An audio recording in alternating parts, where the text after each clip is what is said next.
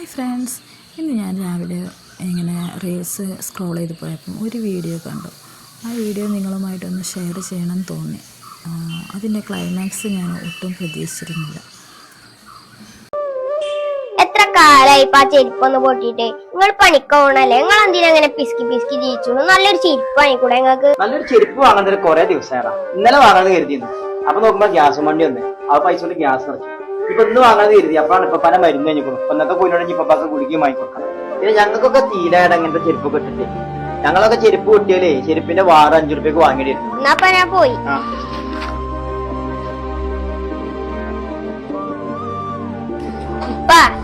നീ ഞങ്ങളെ ക്ലാസ്സില് ടീച്ചർ ഇല്ലേ, ഓട്ട മത്സരം വെച്ചിരുന്നു.